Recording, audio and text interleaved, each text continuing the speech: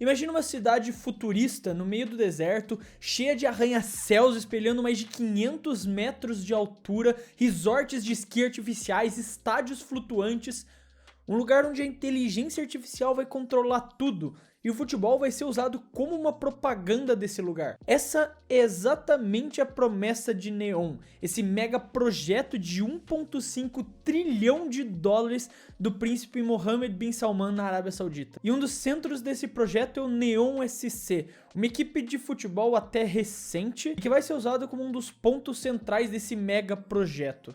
Só que por trás dessas imagens brilhantes, bonitas dessa cidade, por mais que ela seja, tem uma história bem sombria de genocídio e de um clube de futebol que é a cara e a sombra de todo esse projeto. Tudo começa em 2020 em Al-Kribah, uma vila no norte da Arábia Saudita, onde o Abdul Rahim Al-Hawiti, um funcionário público, gravou um vídeo no celular dele enquanto via um carro das forças de segurança do país se aproximar.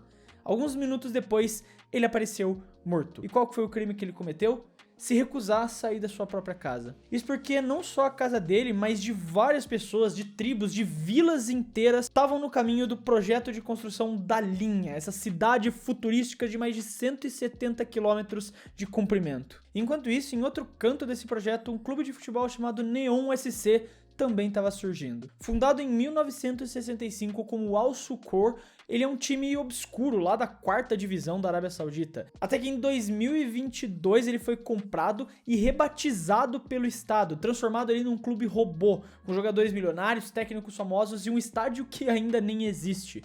Tudo isso para vender essa imagem de um futuro glorioso, porque enquanto essas aldeias estão sendo apagadas do mapa e os trabalhadores imigrantes morrendo na construção, o Neom SC vai surgindo exatamente como essa imagem do futuro, do projeto e de tudo que pode se desenvolver com o futebol na Arábia Saudita. E exatamente isso que a gente vai ver no vídeo de hoje, como o Neom SC nasce do meio de uma história de genocídio e de destruição, tudo isso para mascarar e limpar o nome da Arábia Saudita no futebol mundial. Porque enquanto a Arábia Saudita ia vendendo a imagem do Neom como esse paraíso futurista, uma operação brutal estava acontecendo nos bastidores. Isso porque em abril de 2020, as forças de segurança do país receberam autorização para usar força letal contra quem se recusasse a deixar suas terras. E o Abdul Rahim Al-Hawiti, um funcionário público da tribo de Hawita, foi executado a tiros depois de se negar a sair da sua própria casa. E ele não foi o único, isso porque outras 47 aldeias foram esvaziadas, com 5 pessoas condenadas à morte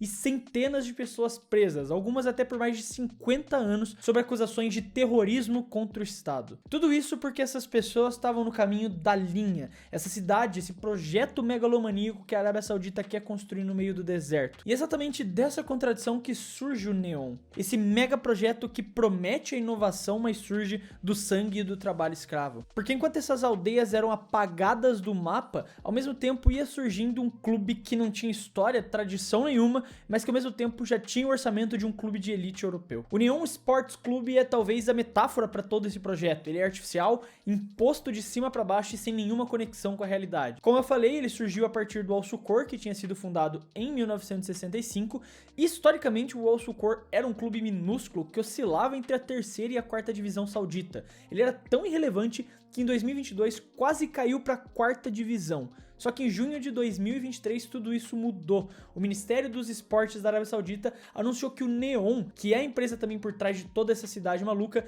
tinha comprado o clube. E foi aí que começou essa farra. Na primeira temporada, sob o novo dono, o time foi completamente refeito. Dos 18 jogadores titulares, 17 foram trocados. Eles contrataram um técnico tunisiano, trouxeram jogadores de primeira divisão e até um ganês que estava atuando na Sérvia. E o resultado, um time que quase caiu, virou campeão da 3ª divisão e da 2ª divisão logo em sequência. Só que isso não foi o suficiente. Na temporada seguinte, eles demitiram o técnico e contrataram Pericles Chamusca. Sim, ele mesmo que já passou por clubes como Botafogo e Goiás. E depois disso foram mais 25 contratações, incluindo ex-craques da Premier League e até mesmo da seleção saudita, gastando mais de 20 milhões de euros num time na 2ª divisão da Arábia Saudita, mais do que todos os outros clubes da liga juntos. Tudo isso para conseguir o acesso para a primeira divisão.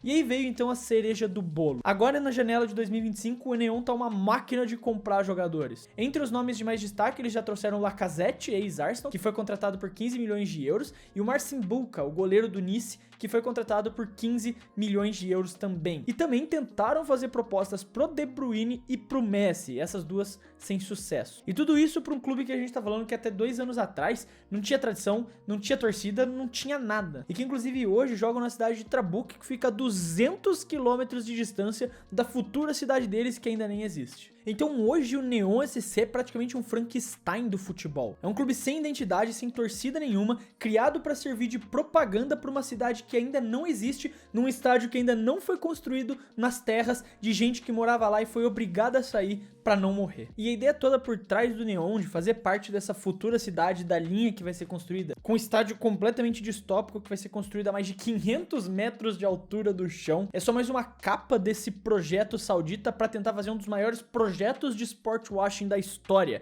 que é sediar a Copa do Mundo de 2034. Isso porque em outubro de 2023 a FIFA alterou silenciosamente as suas próprias regras, reduzindo de 7 para 4 o número mínimo de estádios existentes necessários para você sediar o torneio. Ou seja, um país para poder se inscrever como sede da Copa do Mundo precisava ter pelo menos 7 estádios de alto padrão já prontos antes do campeonato acontecer. A Arábia Saudita hoje só tinha 4 nesse padrão. Só que a FIFA em 2023 alterou essa regra exatamente para a Arábia Saudita poder caber nos padrões. Foi uma mudança claramente feita sob medida para a candidatura saudita e permitiu que eles pudessem ignorar a falta de infraestrutura esportiva que existia no país. Porque afinal de contas, só 3 dos 15 estádios planejados para a Copa estavam em construção na época da decisão. Só que a manipulação da FIFA também não parou por aí, isso porque eles aceleraram o processo de inscrição, dando só 25 dias para que outros países pudessem se candidatar, o que é um prazo impossível para qualquer nação que não tivesse um projeto prévio. E qual era a única nação que tinha esse projeto pronto?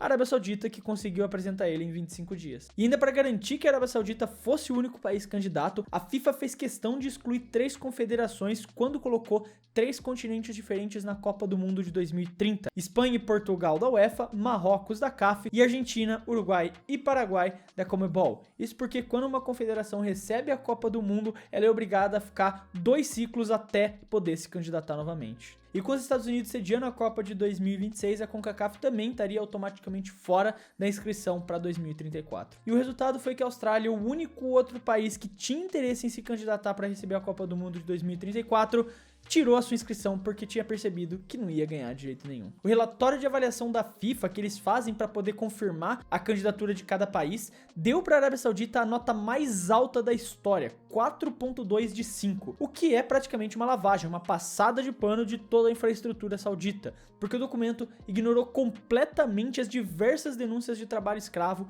mortes de imigrantes e despejos forçados, como aconteceu na vila de Al-Quribah, classificando então esses riscos de violação dos direitos humanos como médios e os ambientais como baixos. E várias confederações, como a própria Noruega, preferiram se abster na votação da Copa do Mundo como um protesto em relação às decisões da FIFA. E a justificativa da FIFA para defender essa Copa na Arábia Saudita é de que seria um catalisador de reformas. Assim como no Catar é uma Copa do Mundo para unir os povos. Só que os números nunca batem. Isso porque desde 2017, mais de 20 mil trabalhadores migrantes, especialmente de Índia, Bangladesh e Nepal, morreram na construção da linha, essa cidade futurística projetada pela Neon. E para a Copa do Mundo tem uma estimativa de que 10 milhões de migrantes vão ser explorados durante a construção de toda a infraestrutura, de todos os estádios e também da cidade da linha, se preparando para 2034. E a estratégia é bem clara, é usar o futebol, é usar a imagem do Neon SC para vender essa propaganda do futuro brilhante e acobertar todos os crimes que estão sendo cometidos. Isso porque o Neon SC não é um clube de futebol e sim um outdoor para vender uma mentira. Porque quando tudo estiver construído, quando a linha estiver pronta, quando aquele estádio megalomaníaco a mais de 500 metros de altura dentro da cidade tiver pronto, vai vender exatamente essa imagem futurista, distópica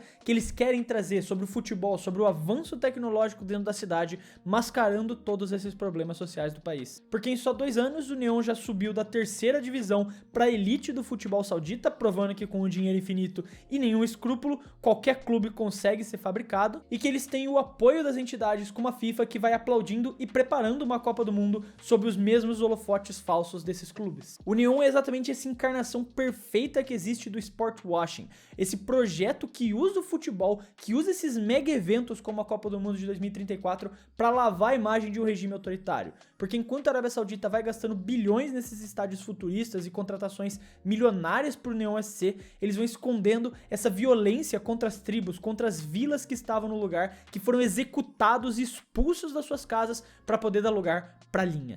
O clube não tem torcida nenhuma, não tem história e nenhuma cidade real, é só um fantoche de propaganda, assim como foi a Copa do Mundo do Qatar de 2022, só que numa escala ainda mais obscena, porque essa distopia do Neon vai muito além do futebol, é um projeto que promete essa sustentabilidade, mas já despejou milhões de toneladas de CO2 na construção dos arranha-céus. Fala de inovação, mas depende de trabalho análogo à escravidão, com mais de 20 mil migrantes morrendo desde 2017. E a FIFA é cúmplice desse teatro, alterou as próprias regras para entregar a Copa do Mundo de 2034 para a Arábia Saudita, ignorou várias denúncias de direitos humanos, aprovou estádios que não existem, como o do próprio Neon, e validou um torneio que vai ser disputado em uma cidade sem infraestrutura ou população. E se o sport washing tem um rosto, é esse arranha-céu de mentira no deserto, que é iluminado pelo brilho das estrelas que esse time tenta contratar e manchado pelo sangue daqueles que morreram para que ele pudesse existir. E ele se chama Neon Sport Clube. Mas eita, porque o Neon é o pior time do mundo hoje? Eu quero saber sua opinião, como sempre, não esquece de deixar lá nos comentários o que você acha de tudo isso, eu sempre quero saber o que você tem a dizer. Lembrando aqui também que se você gostou do vídeo e quiser ajudar o Clube do Fute, você pode fazer isso se inscrevendo no canal, porque ajuda muito a poder continuar produzindo todos esses vídeos aqui pra vocês. Eu quero deixar um abraço pra você que ficou até aqui e até o próximo vídeo.